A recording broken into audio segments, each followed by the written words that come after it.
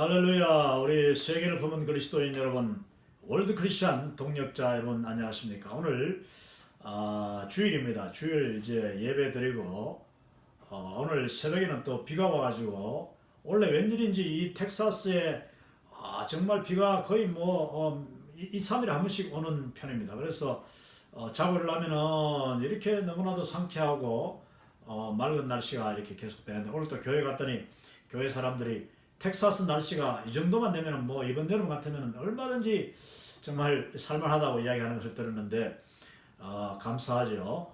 자, 오늘 한국교회 선교 역사 9번째, 그동안 이런 일 저런 일 또 이런 이야기 저런 이야기 하다 보니까 이 역사 진도가 많이 나가지 못했는데, 오늘 또 제가 또 우리 귀한 또 손님들이 오기로 했는데 하여튼 시간 될 때까지 하도록 하겠습니다. 왜냐하면 지난 거의 한 열흘 정도 제가 강의를 못했는데 지난 12일 동안 금요일 아침까지 제가 12일에 걸쳐서 연속적으로 이 군통합병원에서 그 애뉴얼 트레이닝 연례 훈련을 이제 하느라고, 그 중에 12일 중에 제가 8일을 그냥 꼬박 두 번째 주 8일 동안은 꼬박 야간 근무만 제가 저녁 7시 반부터 아침 7시 반까지 12시간 동안 미군 통합병원, 가장 큰 미군 통합병원 이 샌안토니오 밀리터리 메디컬 센터에서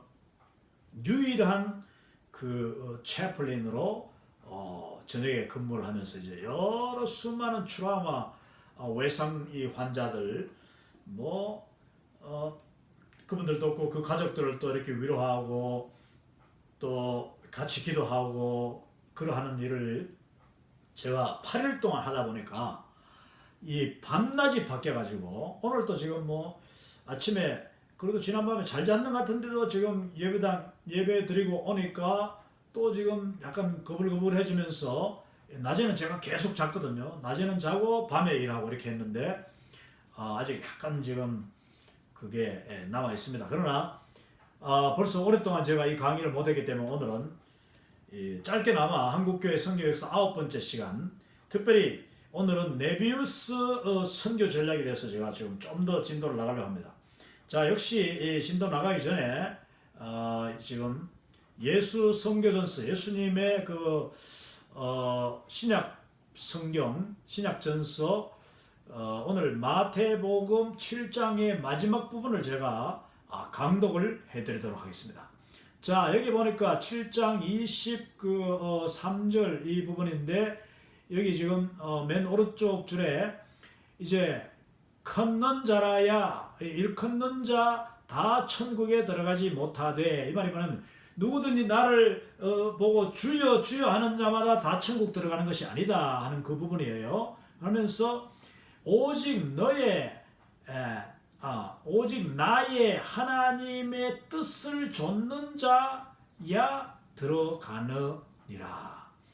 주여 주여 하는 자마다 들어가지 않는 게 아니라 예수님을 믿고 예수님을 부르면서 동시에 그 하나님의 뜻을 좇는 자, 하나님의 뜻대로 살아가는 자, 그 사람들이 천국에 들어간다. 이 산상수훈이, 여러분 우리가 알다시피 산상수훈은 우리 이웃들과 우리 하나님에게 어떻게 행하면서 사는가, 그 그리스도인의 삶에 대해서 지금 강론을 하고 계시지 않습니까?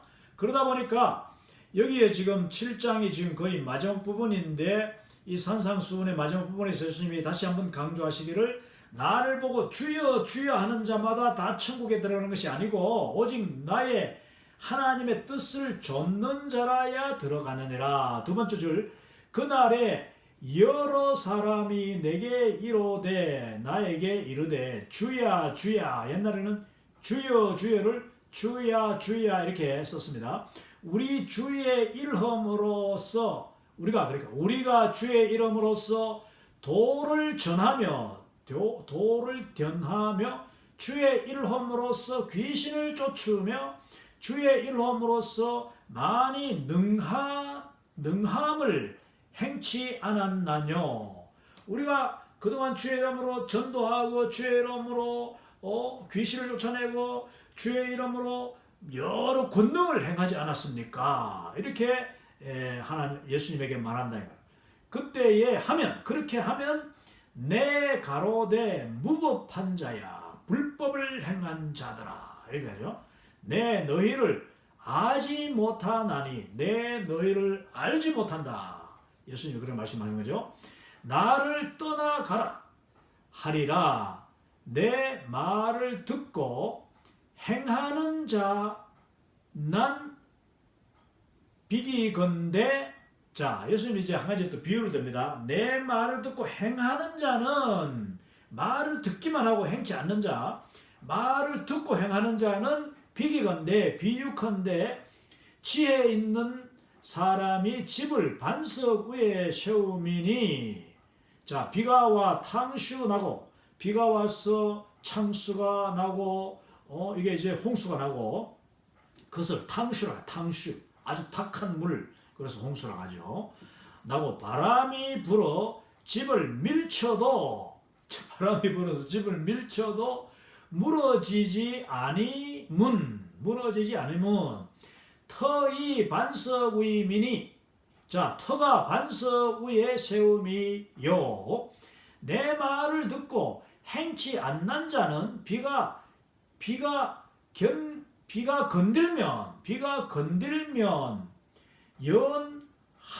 건들면 한 사람이 집을 모세 위에 세우미니. 자, 집을 모세라고 했습니다. 모하고 세. 모세라는 말이 이제 모래인데 옛날에는 아마 그 모래가 모세라고 불렀는 것 같아요. 모세 위에 세우미니. 비가 와 탕수 나고 바람이 불어 집을 밀치면 이 여물어지고 무너짐이 크니라. 자, 집을 밀치면 집이 허물어진다는 것이 이제 여물어지고, 그 다음에 그 무너짐이 크니라. 무너짐이 큰다. 무너진다고 되어 있습니다. 하여 예수 말을 다 하샤되, 예수님이 이제 그 말씀을 다 마치심에 무사람이 그가 이거 넘어가 버리지. 마침에 무사람이 그가 그 가라침을 경동하면, 그 가라침을 보고 깜짝 놀랐다고 했습니다. 그 가라침을 보고 깜짝 놀라면 그가 그 사람을 가라침이 권세 있는 자 같고 선비 같지 아니미더라. 자, 권세 있는 자. 이 현대 성경에는 권능 있는 자 같고 그 가르침이 권세가 있고 그 선비 같지 않다는 말은 이거는 그 당시에 이제 서기관 같지 아니미더라. 서기관을 선비라고 그렇게 이야기하고 있습니다. 자, 그리고 이제 뒷부분 보니까 마태복음 대 8장 앞부분만 세 줄 넣어놨는데, 예수 산에 내림에. 자, 산에서 내려오심에, 허다한 사람이 좇으니. 많은 사람이 예수님을 이제 산에서 내려오시는데 또 막 좇았죠. 그러니까 백나풍 있는 자 나와. 백나풍이 여기서 뭐냐면은 이제 나병 환자를, 그 당시 나병을 백나풍이라고 했습니다. 백자가 이제 이게 옛날에 나병이 들면은 휘어지거든요. 성경에 나오지만은 그 부분이 아주 휘게 됩니다. 그래서 백나풍 있는 자 나와 절하여 가로되 주 즐기시면, 주님이 기뻐하시면 능히 나를 정케하리이다 하니, 예수 손으로 맨저 가로샤되 내 즐기니 내가 기뻐하나니 너는 간정하라. 그러니까 너는 깨끗함을 입으라. 이렇게 예수님이 말씀하시는 부분입니다. 하라 하매 백나풍이 곧 낫는지라. 백나풍이, 그러니까 그 환자가, 나병이 곧 낫는지라. 그래서 이제 마지막 줄에 예수 이로샤되 삼가 사람에게 가서 이것을 말하지 말고 이제 제사장에 보이라 하는 거로 이제 연결이 되는 구절입니다. 여러분, 이렇게 짧게 7장 마지막 부분을 강도해 드렸습니다. 자, 그 다음에 오늘 본문의 이제 역사의 본론인데 한국 이 교회 초기 역사 8번째 네비우스 선교 정책에 관해서 이야기했습니다. 이것은 1890년이면 여러분 알다시피 1885년에 복음이 들어가고 1890년이면 불과 5년밖에 되지 않아. 물론 그때 뭐 선교사님들이 쏟아지듯이 막 들어왔습니다. 그래서 벌써 수백 명이 조선에 들어왔을 때이긴 합니다만은 아직까지 조선교회가 이제 선교가 시작된 지 5년밖에 되지 않은 그 시점에 이 잔 네비우스라는 선교사님이 중국에서 원래 선교하는 분입니다. 이분은 중국에서 선교하는 분인데 조선 땅에 이제 선교사들이 많이 들어왔다는 이야기를 듣고 자기가 자원하여서 조선 땅에 옵니다.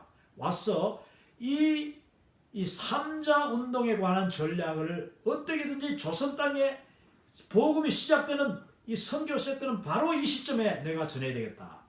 하나님이 정말 우리 조선교회를 얼마나 사랑하셨는지 조선 땅에 들어오신 선교사님들 자체가 다 아주 훌륭한 그 최고의 그 질적으로 학문적으로 그리고 신앙적으로 헌신된 분들을 보내셨을 뿐만 아니라 이미 중국에서 중국에는 이미 복음이 수십 년 먼저 들어와 있었지 않습니까? 이 허드슨 테일러를 비롯하여서 중국 내지 선교회 그 전에도 벌써 또 이 연안 선교회 그러니까 이 윌리엄 캐리 시대의 선교사님들이 중국에는 벌써 들어와 있었어요. 그런데 조선에는 이제 금방 들어왔지만 복음이 금방 들어왔습니다.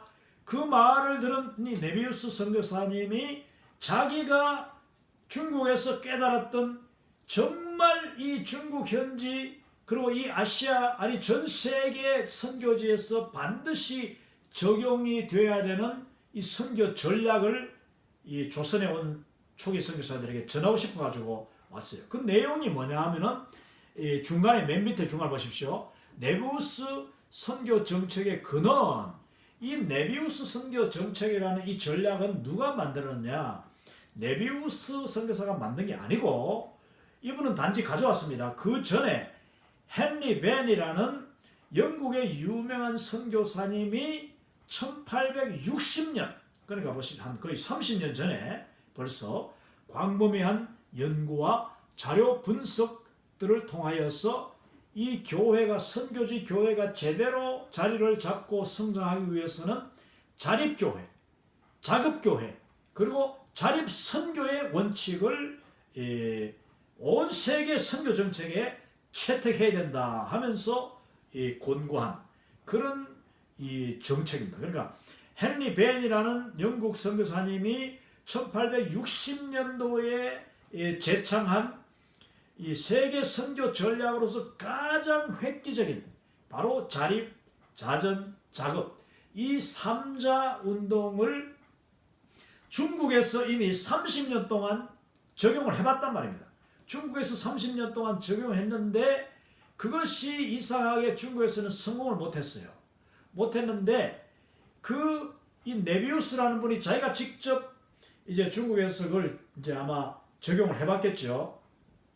했는데 이분은 내가 짐작하건대 오랫동안 중국에서 있었던 것이 아니고 이미 1860년부터 적용되는 모습을 뒤늦게 가서 이제 보니까 이게 너무나도 좋은 전략인데 중국에서는 왠지 처음부터 선교사들에 의해서 잘못 적용이 됐거나 이 3자 운동이 아니면은 중국 그 사람들의 그 특성이 중국 복음을 받아들인 초기 신자들의 특성이 왠지 이 3자 운동을 받아들이기에 적합하지 않았는 게 아닌가. 예를 들어서 자취하려고는 의욕도 없고 또 스스로 전하지도 않고 또 스스로 자급, 셀프 서포트 하려는 그런 의욕이 없어가지고 계속 선교사들한테 의지만 하고 손만 벌리고 이게 벌써 중국 이 선교에는 굳어져 있었다는 것입니다. 그래서 이 네비우스가 중국에서 자기도 그걸 적용해 보려고 했지만 도저히 너무나도 좋은 정책인데 불구하고 중국에서 실패가 되더라.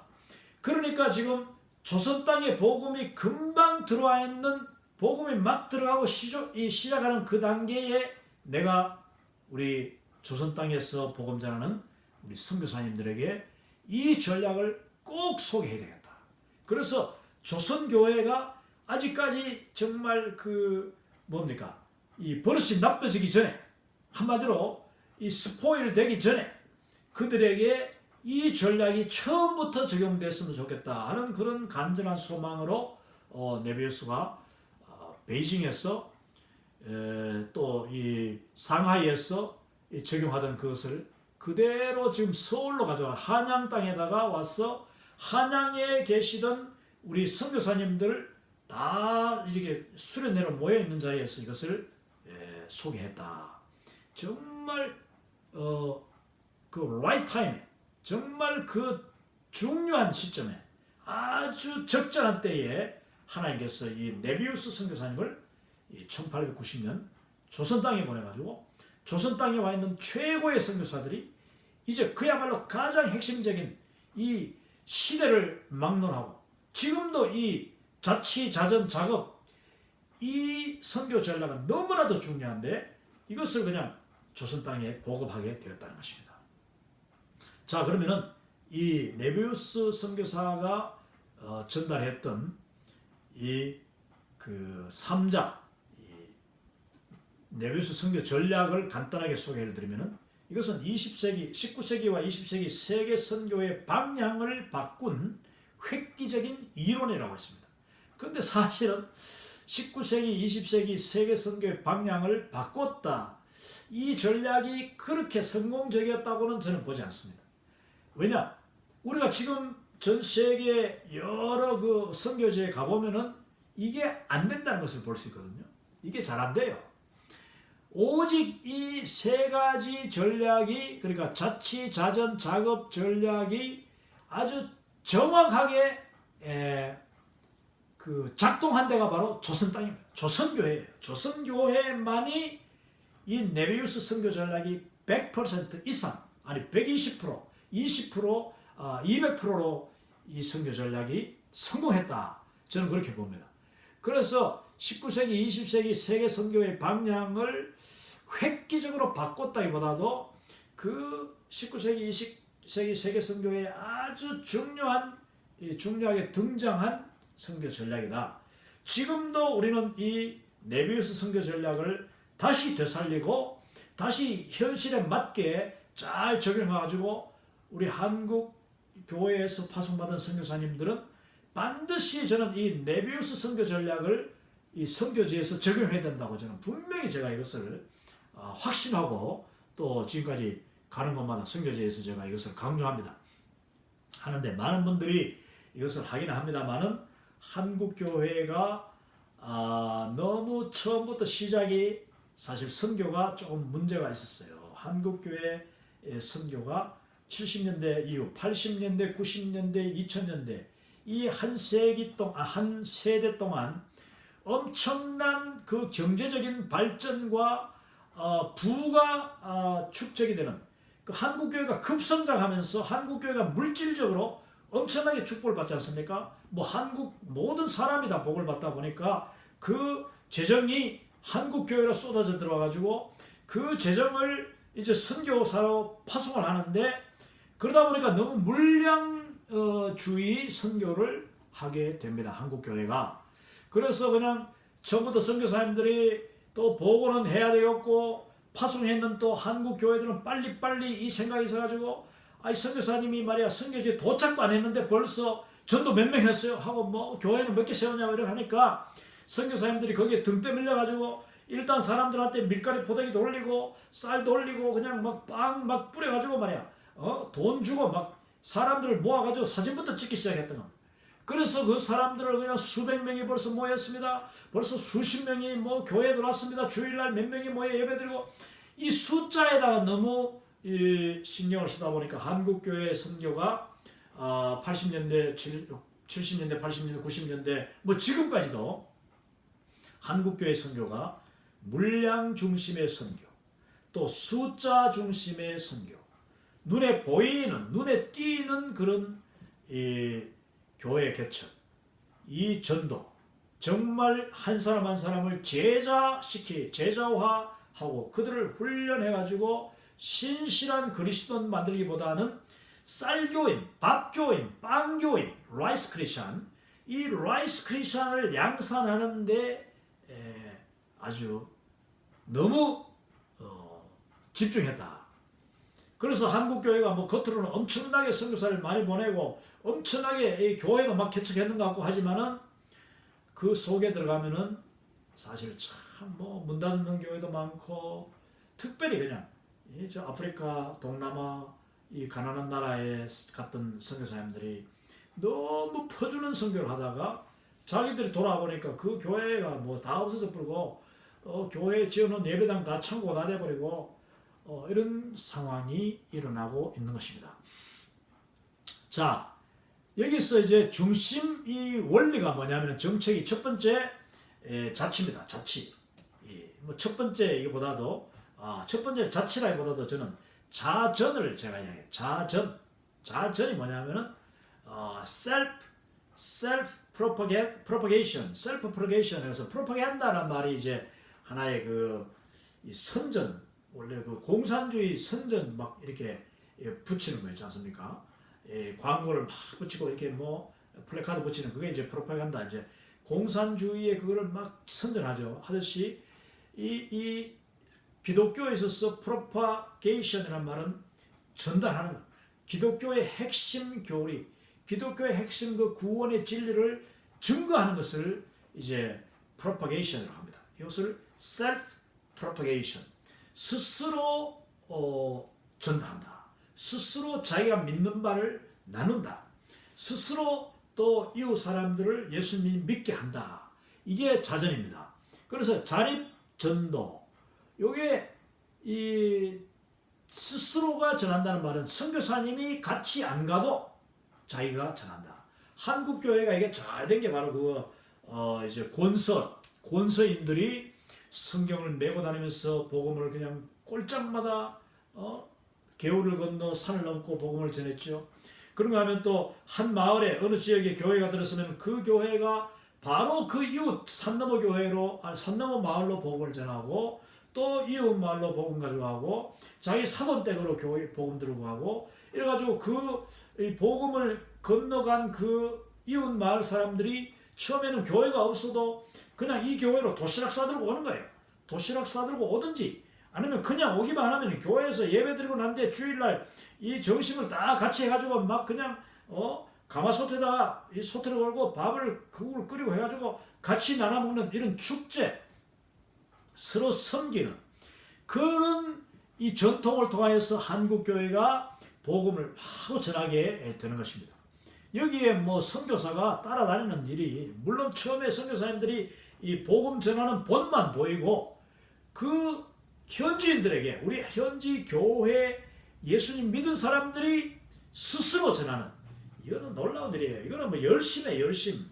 그러니까 민족성 가운데서도 내가 가진 것을 남들에게 주겠다 하는 그리고 이 좋은 것을 그냥 어떻게든 내가 이 복음을 나중에 생명을 걸고 전하잖아요. 이렇게 하는 것은 우리 조선인들 이 한국 사람들에게 주어진 하나님의 열심이다. 저는 그렇게 봅니다.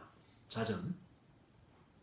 그 다음에 자금을 또 이야기해야 되겠네. 자금이라는 말은 그럼 전하는데 선교사님한테 내가 전하니까 돈 주십시오. 내가 뭐 예배도 주시고 뭐 성경 책값도 주고 그러면 내가 복음 전하겠습니다. 이게 지금요 우리 한국 선교사님들이 하는 현지 선교 가보면은 대부분 이렇게 합니다. 대부분 안 하면 또 안 돼. 왜? 현지인들이 돈을 차비를 주지 않고 현지인들이 무슨 돈을 안 주면은요 일당을 안 주면은 전도 안 하는 거예요. 현지인들이 전부 다 그냥 돈으로 다 이렇게 선교사님한테 돈을 받아야 뭐라. 이게 지금 문제입니다. 그런데 조선 교회 첫 신자들은 어떻게 했느냐? 예수님을 영접하고 그것이 너무나도 기뻐가지고 우리 한국 사람들의 특징이에요. 너무나도 기뻐서 그 복음을 일단 내 이웃, 내 사촌, 그 다음에 나의 사돈, 사돈 팔촌, 이런 사람들, 이웃 사람들, 그냥 나무하러 가서 만난 사람한테 복음 전하고, 품앗이 하러 가서 또 복음 전하고, 이러면서 자기가 그냥 내가 복음 전하는 일이 뭐 대가를 받는다는 생각은 전혀 안 하는 거예요. 그런 생각하는 사람은 거의 없습니다. 한국 교회에. 처음부터.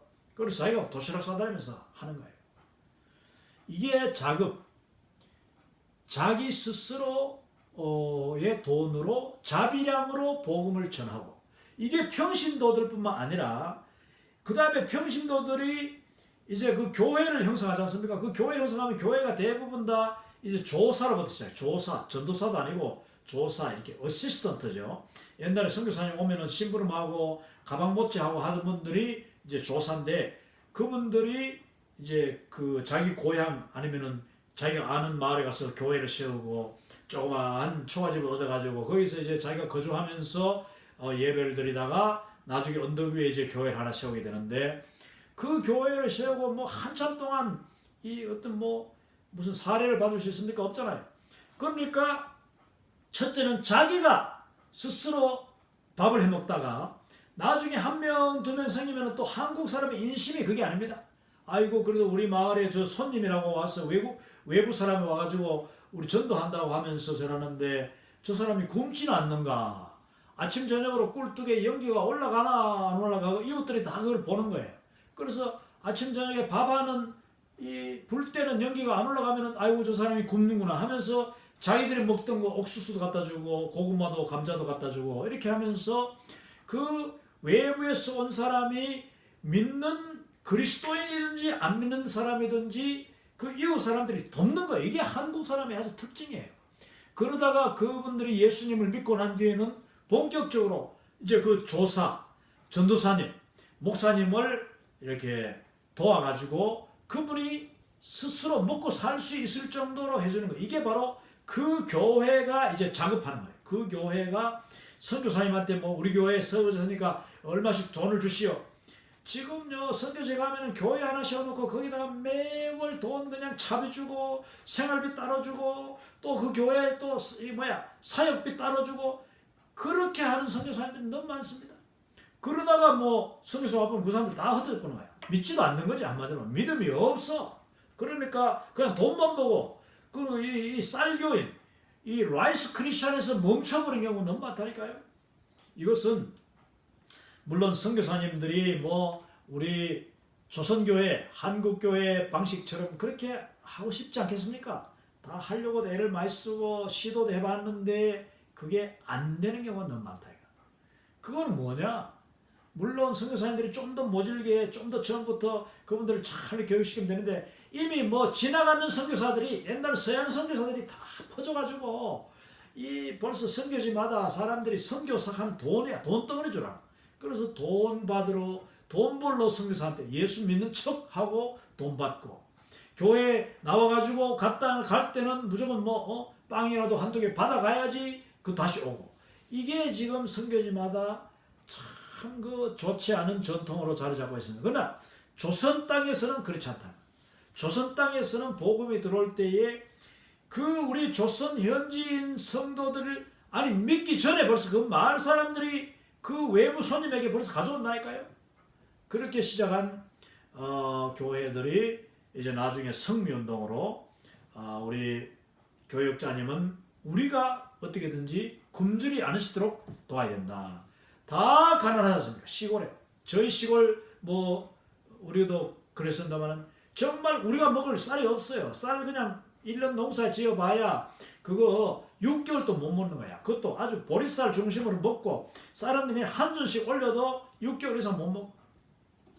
다 떨어져. 그런데도 그 쌀을 어떻게든지 한 숟가락씩이라도 매일 모아가지고 성미 주머니에 가서 주일날 가져가면은 그 성미를 가지고 이제 교육자님이 드시고 밥도 먹고 쌀을 또 조금 되면은 또 시장에 가서 팔아가지고 그걸로 또 다른 것도 쓰기도 하고 교통비도 쓰고 신학교 왔다 갔다 하는 일도 그 비용도 드리고 이렇게 하고 또 그 지역에서 조금 돈이 있는 그런 분들은 뭐 과손이나 하고 농사깨나 짓는 분들은요 그 주변에 그 조사 전도사들 성경학교하고 신학교 하는데 그 비용을 또 모르게 또 갖다 댑니다.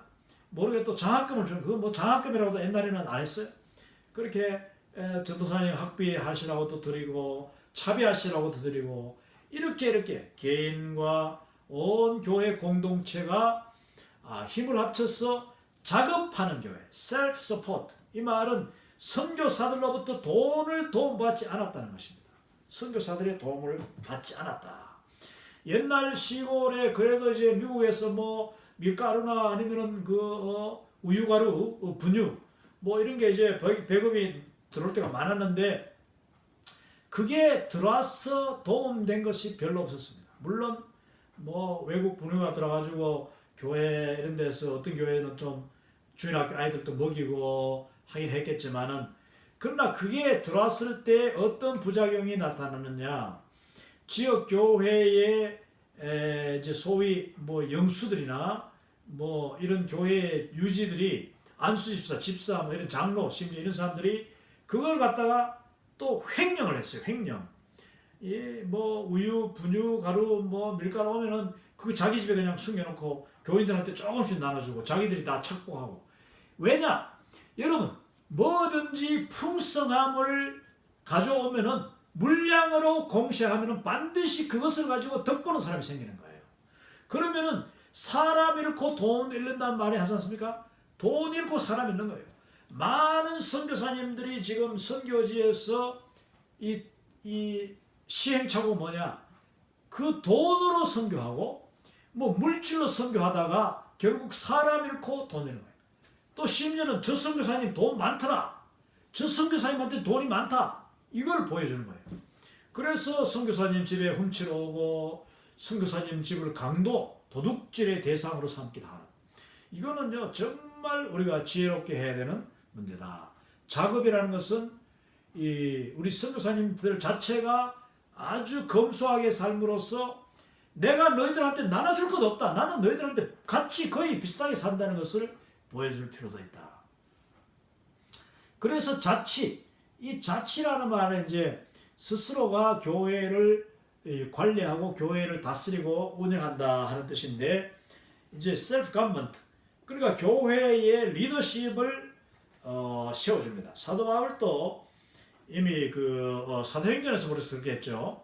교회가 세워지면은 그 현지 지도자 중에서 아주 뛰어난 분을 사도 바울이 잘 보고 잘 훈련시켜 가지고 그 교회 예배자 인도자로, 아니면 또 이 예배를 그 당시는 뭐 예배당을 금방 모셔오는 게 아니니까 너희 집에 모여라. 누구 집에 모이도록 해줍니다. 그러면은 그 누구 집에 모일 때 그 집을 내어놓는 사람이 곧 그 교회의 지도자가 되는 거예요. 이게 바로 이 자치인데, 사도 바울이 가르쳤던 자치입니다. 그리고 난 뒤에 이제 사도 바울이 그 주요 인물 중심으로 계속 커뮤니케이션을, 편지도 그 사람에게 보내고 또 연락도 그 사람에게 하고 또 한 번씩 재방문하면은 역시 그 사람 집에 가서 그 현지 지도자에게 권위를 심어주고 또 그에게 또 다른 편지를 통해서 계속 지도를 하고 또 그 사람이 또 다른 사람을 세울 수 있도록 이렇게 이제 하는 거예요. 이게 자치인데, 교회의 자치라는 말은 첫째 장로가 바로 자치의 중심이 됩니다. 장로라는 말이 뭐 교회를 치리하는 자이기 때문에 그 자치가 되면은 그 교회에서 자기 마을의 형편, 그 모든 사람의 계계를 너무나도 속속들이 알고 또 그 문화가 있지 않습니까? 선교사가 와서 막 치리를 하는 것이 아니라 그 자체적으로 기도하는 가운데 말씀을 기준으로 치리하도록. 이것은 물론 우리 조선교회가 처음 시작됐을 때에 그 동로회, 이제 1907년도 장로교회 같으면 1907년도 최초의 7명의 목사를 이제 안수하고 난 뒤에 그 7명의 목사님들을 중심으로 선교사님과 더불어서 노회가, 이제 조선 기독 노회가 형성되는데 최초의 노회죠. 그 노회가 나중에 총회를 자르는데 그 최초의 하나뿐인 노회를 동노회, 이제 하나밖에 없으니까 동노회, 독자 하듯이 그 하나뿐인 노회가 지금 이제 수백 개 노회로 이제 이 한국 땅에 장로교 매도 얼마나 많으며 그 노회 매도 수백 개가 됩니다. 얼마나 감사한 일입니까? 근데 이제 최초의 그 노회, 동노회를 통하여서 선교사님들이 회의하는 방법, 또 치료하는 방법, 그리고 치료라는 것은 사람을 세우는 일과 또 권증하는 일입니다. 뭐 잘못한 사람을 징벌하는 일이에요. 그 성경적으로 징계하는데 그 징계하는 과정, 그 온갖 내용들을 다 이제 본을 보여줬고 그것이 이제 동노에서 또 다른 노예로 이렇게 점점점 그 자노예 이렇게 아들 노예, 딸 노예로 이렇게 확산돼 나가면서 한국 교회의 이 정치가 교회 정치 또 교회의 다스림이 시작됐는데 뭐 처음에는 이 선교사님들이 본을 보였지만 나중에는 다 각 교회가 지교회가 치례하고 또 그 교회 외 시찰회가 또 치례하고 또 시찰들이 모이면은 이제 그 노회가 치례하고 이렇게 노회가 또 나중에 되면은 총회로 올라가고 이런 식으로 물론 이제 감리교 같은 경우는 또 이 감리회 뭐 감독 뭐 그다음에 연회 지역 지방 연회 지방회 이렇게 이제 여러 가지 나뉘는데 방법은 같은 거예요. 같은 교회 그다음에 지방 그다음에 그 또 더 큰 지역 그다음에 전국 총회식으로 자치 치리하는 그 시스템을 만들었다 하는 것입니다. 자, 이 네비우스 선교 정책이 이게 근간이고 요 세 가지가 이제 자치, 자전, 작업이 근간인데 여기서부터 구체적인 이제 선교 전략이 이 네비우스 정책에 딸린 그 아주 강론이 요 세 가지가 총론이라면은 강론이 이제 따라오는데 그것을 제가 이어서 설명하도록 하겠습니다. 자, 네비우스 선교 정책 이 B 두 번째 내용에서는 이 잔 네비우스 선교사님이 중국에서 실패한 이 정책이 실패했습니다. 지금도 뭐 중국은 뭐 공산주의가 뭐 공산당이 앞장서가지고 자치 자전 자립하면서 뭐 난립니다만은 그 삼자교회를 하죠. 근데 그거는 그냥 공산주의가 장악한 공산주의의 그 테두리, 공산주의의 모든 법령 안에서 공산주의를 위한 그 삼자교회. 그러니까 공산주의의 국가 시스템의 한 부분으로서 교회를 지금 만들어 놨고 장악하기 위해서 자치, 자전, 자원 해놨는데 그것이 아니고 이 네비우스 선교 정책이 정말 제시하는 이 삼자 운동은 중국에서 실패했다고 네비우스는 분명히 이야기합니다. 근데 그 원인과 왜 실패했는가 중국에 제가 처음 이야기했듯이 뭐 여러 가지 원인들이 있겠죠. 그 내용들을 잘 보완을 하고 연구한 끝에 이 네비우스 선교 전략이라는 새로운 완전한 이 실천 원리들을 이제 다듬어 가지고 그 이론을 조선에 가져왔어요. 그러니까 보십시오. 앞에 만든 헨리 벤이라는 사람이 이걸 만들었지만 헨리 벤 정책을 하지 않고 네비우스 선교 전략을 하는 것은 네비우스가 이 이론을 완전히 실제화하고 특별히 중국에서 적용해보고 거기서 실패한 원인들까지 다 분석해서 완전 보완하고 현실화 한 것이 바로 이 조선에 가져왔던 선교 전략이다. 이 선교 전략은 중국에서는 거의 먼저 실패했거니와 다시 또 적용돼 보지도 못했고 조선에서 완전하게 꽃을 피우고 열매를 맺었던 전략이다. 이렇게 보시면 되겠습니다. 자, 여기에 보니까 그 내용이 선교사의 우선순위는 복음 전도이다. 이 네비우스가 얼마나 복음적인 사람이었는가를 우리가 알 수 있습니다. 이 네비우스는요, 이 프린스턴 대학 출신의 프린스턴 대학이란 말은 그 당시 신학대학입니다. 프린스턴 신학대학원을 졸업한 아주 미국의 뛰어난 이 장로교 목사였는데 이 네비우스가 제시하는 것이 뭐냐? 선교사의 우선순위는 학교도 아니고 병원도 아니고 구제도 아니고 복음 전도이다. 그리고 모든 권위의 근거는 성경이다. 얼마나 지금 중요합니까? 이 조선교회가 바로 이 지금 정책, 이 원리, 이 전략, 그 다음에 이 원칙에 의해서 복음이 확산됐다는 겁니다.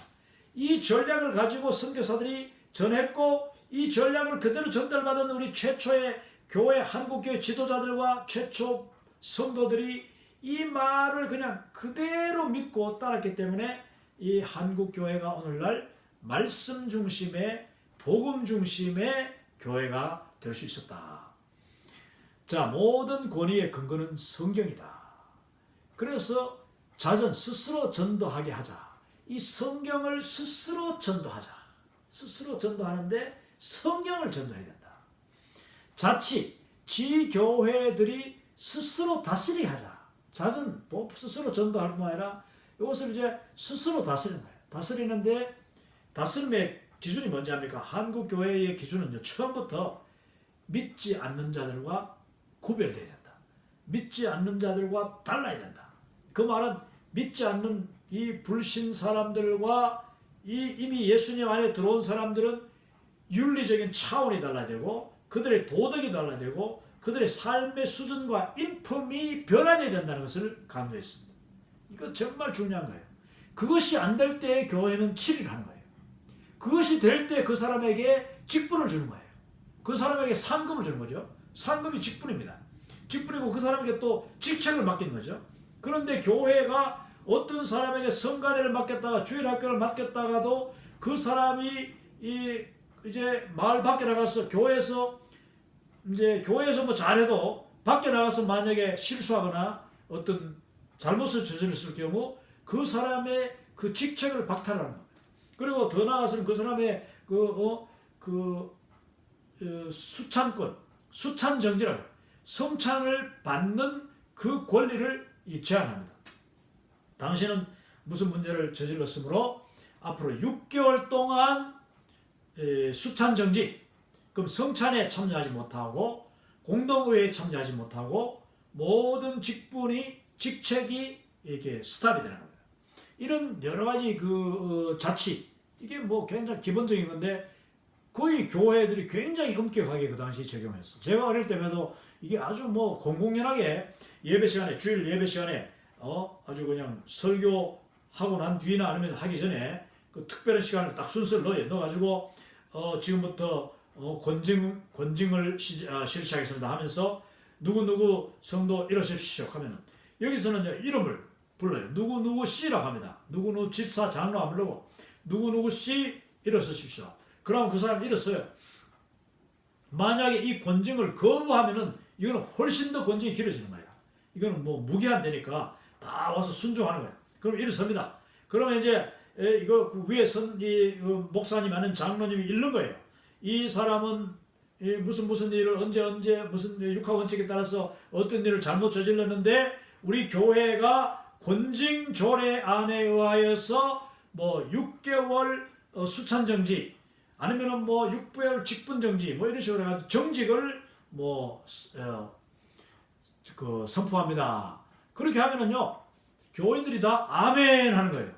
아멘 하면서 그 권징을 받아들이고 그 사람은 그걸 겸허하게 받아들여서 예배 시간에도 이분들은 이제 심지어는 이제 장의자가 나중에 들어오고 난 뒤에는 장의자 위에 앉지 않고 밑에 마룻바닥에 그냥 앉아서 예배를 드리는 자기 스스로 그렇게 이제 권징을 받아들이는 겁니다.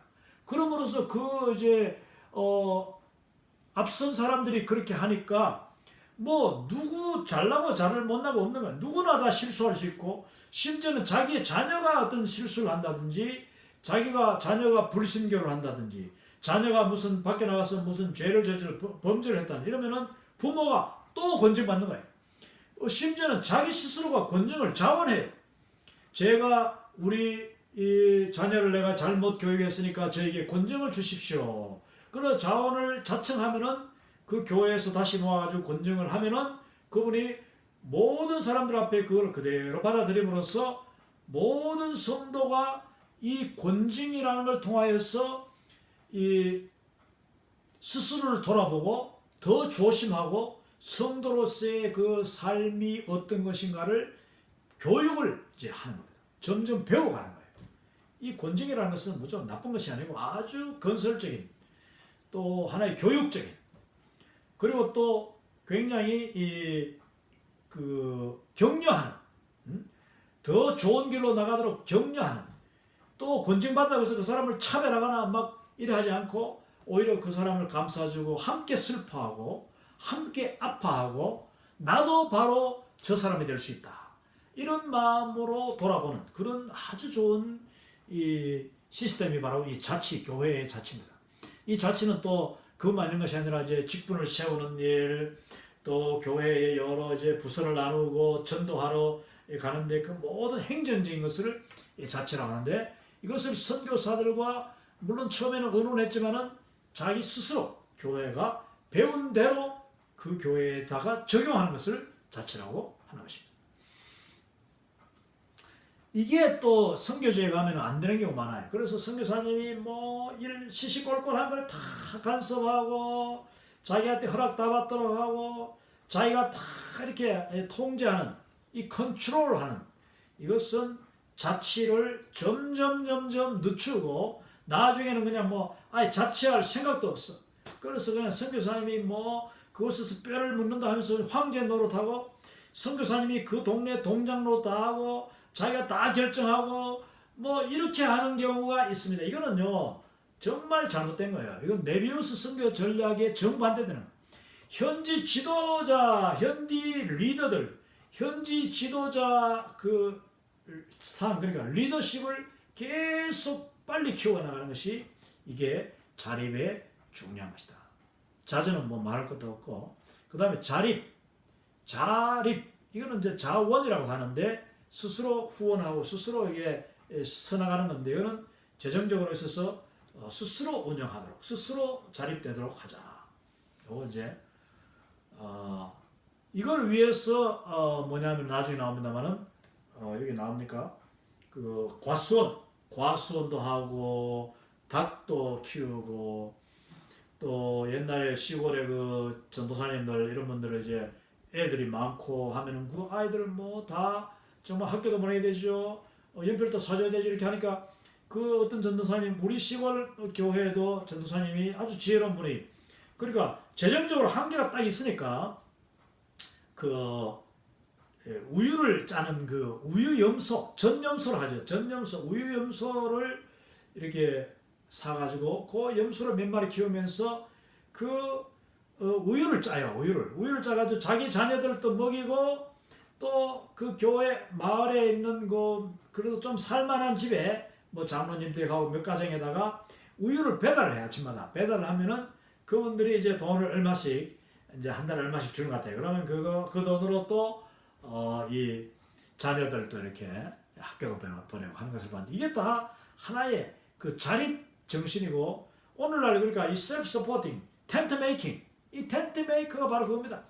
이 자기 자비량하는 선교사, 저 스스로도 자비량 선교사로 저는 계속 지금 살려고 하는데, 이 직장을 가지고 병원에서 일하면서 복음도 전하지만 거기서 이제 이 받는 수입으로 나의 어떤 생활비, 이것은 내가 감당하는, 우리 가족은 내가 감당하는, 그리고 사역비만 저 같은 경우는 이제 우리 킴미션, 코리안 인터내셔널 미니스트리 개인 후원자들 그리고 교회 후원 교회들이 도와주셔가지고 우리 킴미션은 사역은 이제 후원받는 재정으로 사역하고, 또 저의 생활과 저의 개인적인 그런 어떤 재정은 제가 스스로 감당하는, 이게 바로 셀프 서비스, 셀프 서포트, 그리고 자기 스스로 자비랑하는 그런 정책이라고 할 수 있는 것입니다.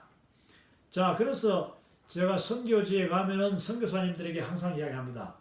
뭐 너무 물론 선교사님들 대부분의 한국 교회 파송 선교사님들은 그 자기 파송 교회가 있고 후원 교회들이 있어가지고 그 개인과 교회들의 후원 재정으로 이제 다 생활도 하시고 사역도 하는 그런 이제 유형인데, 저는 할 수 있으면은 현지에 이렇게 현지의 형편에 따라 다르지만은 할 수 있으면은 거기서 무슨 비즈니스를 개발하든지 아니면은 자기 자신의 재능을 활용해 가지고 선교사님들이 그 자기 스스로 재정을 확보해서 자꾸 조금씩 후원을 자기 스스로 줄여나가는 것이 중요하다. 그래서 나중에 100% 이 자비랑 선교사가 되면은 얼마나 더 자유하고 얼마나 더 장기적으로 안심하면서 안정된 사역을 할 수 있는지 모른다. 저는 그걸 계속 강조하고 있습니다. 이 정말 중요합니다. 자, 또 사모님이 뭐 일하고 하는 거 나는 찬성해요. 사모님이 일 안 하고 뭐 사역에 집중하고 사역에 동참해야 된다 하는데 그 일 안 한다고 해서 사역에 물론 집중하는 것도 아니고 일 안 한다고 그 시간을 다 기도하는 것도 아니잖아요. 오히려 그 어떤 비즈니스 아니면은 그 직장에 들어가서 일을 함으로써 그 사모님도 현실 감각을 가지고 그 전도 받는 사람들의 전도 대상자들의 삶이 어떤가 그걸 알고 동시에 또한 재정적으로 그 목사님, 선교사님을 도와드릴 수 있지 않느냐. 저는 그런 아주 실용주의적이고 그것이 또 성경적인 거예요. 이 성경에 보면 다 그렇게 했으니까. 성경에 보면 다 그렇게 했던 거죠. 사도 바울도 텐트 메이킹을 하면서 했고 또 그 아굴라와 브리스길라와 아굴라도 정말 복음적인 목적으로 그분들은 사도 바울을 따라다니면서 거기서 현지에서 일을 해가지고 자비랑에서 기업으로 돈을 벌어가지고 사도 바울을 돕고 하는 일들 얼마나 정말 성경적인지 알 수 없습니다. 그리고 여기 보니까 중간에 조직적인 성경 공부가 네비우스 이 전략에 나오는데 모든 권위의 근거는 성경이라 했죠. 거기서 끝나지 않고 네비우스는 7단계의 성경 공부를 개발했습니다.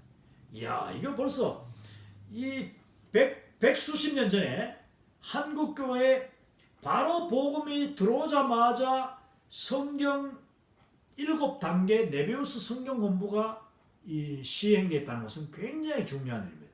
그래서 아주 조직적인 성경 공부를 할 수 있었고 이것이 교회마다 이미 그대로 가르치는 거예요. 선교사님한테 배운 그 한국의 조사, 한국의 영수 이런 분들이 자기 교회에 찾아가서 또 가르치는 거예요. 그것을 또 주일학교에게 또 가르치는 거죠. 자, 배우면서 동시에 낮은 단계의 사람을 가르치게 한다. 그 교회가 어떤 그 조사 아니면 선교사님 영수로부터 이제 그 성경을 배웠으면은 그 사람은 주일학교 가서 자기가 배운 걸 또 가르치는 거예요. 아이들에게. 중학생들에게 또 가르치고. 그 각 사람이 다 자기가 맡은 또 어린아이들 또 분반 주일학교 분반해가지고 소규모로는 뭐 아주 몇 명 놓고 이 큰 규모로는 이 주일학교 전체를 놓고 설교를 하는 분들이 이미 가르친 것을 자기가 배운 것을 또 가르친다. 이거는 정말 중요한 거죠. 예, 이게 한국 교회가 체계적으로 성경을 배울 수 있었고 모든 교인이 다 성경의 굉장한 성경 중심의 삶을 살 수 있었고 믿음 생활을 할 수 있었던 하나의 이유가 되겠다.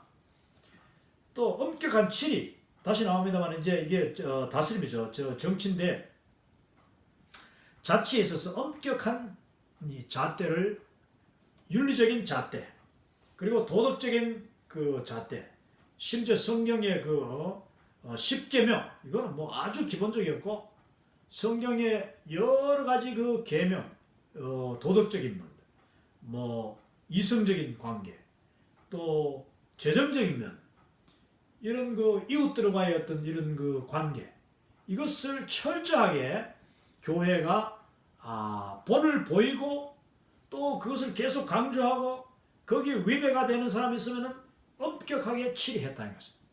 이것이 곧 그 지역사회에 있어서 교회의 권위를 높이고 그 교회의 장로, 그 교회의 지도자는 곧 그 지역 전체의 지도자로 인정받고 존경받는 것이 한국교회의 모습이었다. 또 교회 간의 협력 치리 이거 정말 중요합니다. 자, 어떤 그 지역에 교회가 2개가 있습니다. 있을 수 있죠. 그런데 한 교회에서 어떤 집사 한 사람을 치리했습니다. 그 사람이 잘못해가지고 치리했는데 만약에 이 사람이 이 기분 나빠 이러면서 나 이 교회 안 나가고 저 다른 옆에 교회 가는 거야. 그럼 옆에 교회가 그 사람을 덥석 받아주는 게 아니고 이 사람이 왜 왔는가? 당신이 왜 교회를 옮기려고 합니까? 물어봐요. 그 다음에 또 원래 다니던 교회에다가 연락해봐요. 그래서 이 사람이 무슨 일이 있었길래 이 교회를 옮기려고 합니까? 그래서 들어보니까 그분이 우리 교회 이런 문제를 일으켜가지고 치료를 받았습니다. 그러면 이쪽 교회에서는 그 사람을 안 받아주는 거예요.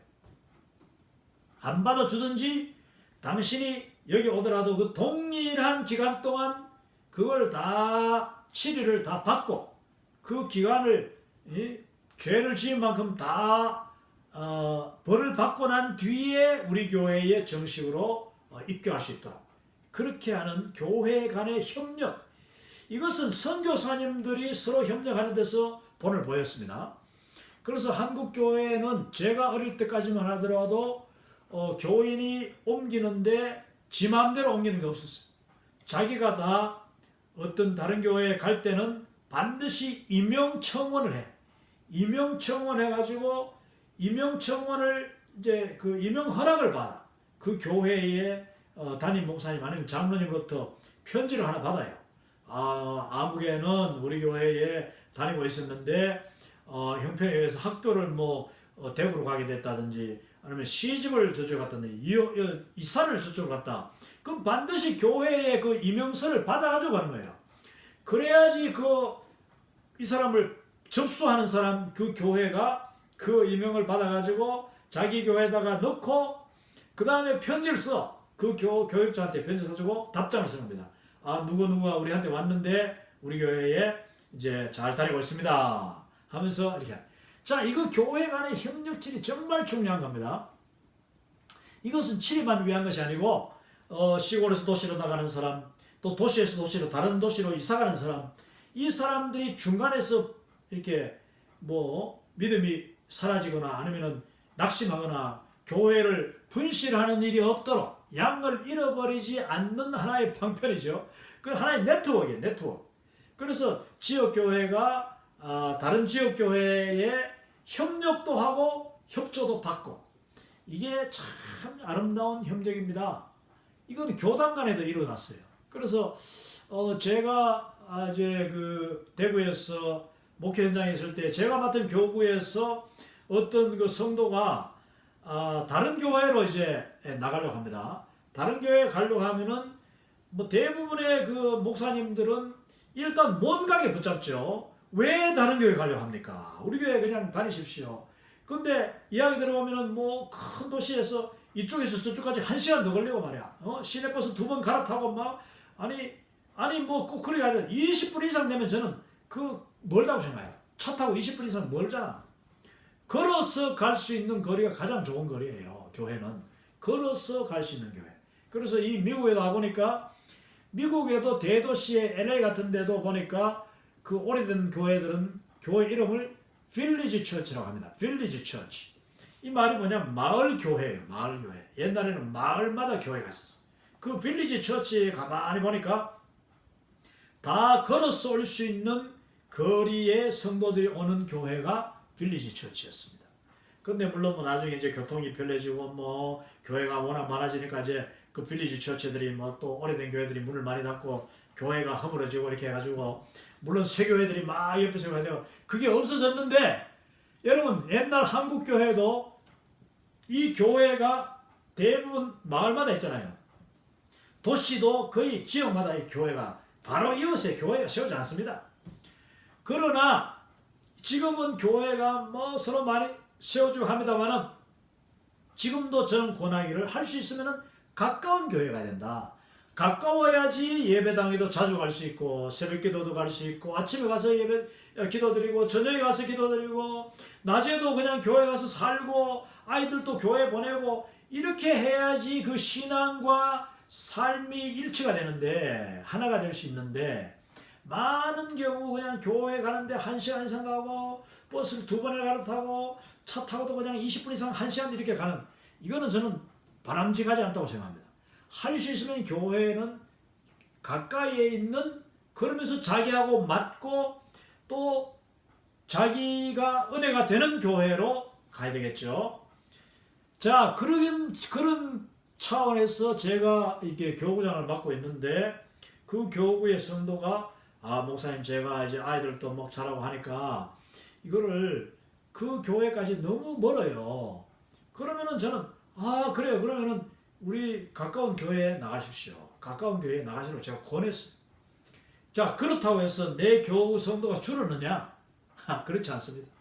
가는 사람 발목 잡고 몸가게 하고, 가는 사람 저주하고 말이야. 가는 사람 교회 우리 교회 떠나가서 뭐 그거 가면은 뭐 벌 받는다든지, 직분 받은 거 다 안 하고 하면은 뭐 된다든지, 뭐 연말까지 하고 하라든지 막 이런 소리 하는 사람 많잖아요. 그거 건축원금 했는 거 다 갖고 가라든지 이렇게 하면 안 돼. 거기 가서 하십시오. 거기 가서 어서 가서 편안한 마음으로 그 교회를 섬기고, 그 교회 직분 받고, 그 교회 헌금하고, 그 교회 더 잘 섬기라고 이렇게 우리가 권하면은, 발목 잡고 저주하고 못 가게 방해했는 그 교회 그 교구보다도 순순히 보내주고, 정말 이 협조하고 축복하고, 그 양들이 내 교회가 아니라 지역 교회가 중요한 것이 아니라 하나님의 그 온 우주적인 교회를 큰 그림을 보고 목회하고, 큰 그림을 보고 섬기고, 그 큰 전체 하나님 나라 하나님 교회의 양이다 이렇게 인정하지, 내 양이다, 내 구역 양이다, 내 사람이다, 내 것이라고 소유권을 주장하는 사람은 결코 그건 자격이 없는 사람, 자격도 없고 그 교회가 성장하지도 않을 것이며, 성장하더라도 그것은 인간적인 하나의 모임밖에 되지 않는다. 내 사람 만드는 거니까. 예수 그리스도의 양으로, 예수 그리스도의 제자로 내가 키워주고, 그 사람의 자립권, 그 사람의 자유의지를 존중해야 되는데, 많은 지역교회가 그렇지 못하다는 거예요. 선교제도 마찬가지예요. 선교제도 그 사람 막 뺏어가려고 하는 뿐 아니라, 또 가는 사람 못 가게 막고 막 이렇게 하는 경우, 이거 문제가 있는 겁니다. 이 네비우스 선교 전략은 절대로 그게 아니다. 교회 간의 협력과 친히도 협력하고, 서로 좋은 것도 서로 나누고, 이렇게 시집 장가도 서로 보내고, 얼마나 좋아요. 그러면 서로 두 교회가 와서 서로 축복해주고. 자, 선교사의 무관습. 이거는 무관습이란 말이 뭐 아예 그냥 방치한다는 것이 아니고, 객관적으로 대했다는 거예요. 이게 참 선교사님들이 굉장히 합리적이고, 그러다 보니까 이 한국 교회가 사실은 한국 사회보다 앞서가, 지금도 앞서가죠. 왜냐? 그 교회 다니지 않는 사람들을 보면은 여러 면에서 그냥 정말 이런 개발되지 않은 면이 많은데, 뭐 리더십이라든지 서로 협력하는 것이라든지, 남을 섬기는 것, 나눠주는 것, 봉사하는 것, 이게 교회가 훨씬 더 잘하잖아요. 이게 뭐냐? 선교사님들이 그만큼 본을 보였고, 또 처음부터 아주 객관적으로 하면서 일일이 간섭하지 않았다. 이게 참 중요하다고 저는 생각합니다. 간접 전도했다. 이 극빈자를 위한 경제 원조, 또 사과나무 도입, 뭐 또 여러 뭐 꽃과 과일과 이런 그 곡식, 이런 것을 선교사님들이 많이 이렇게 도입해 가지고 기독교인들에 나눠주고, 기독교인들은 그걸 또 믿지 않는 사람들이 나눠주고, 그렇게 함으로써 이 복음의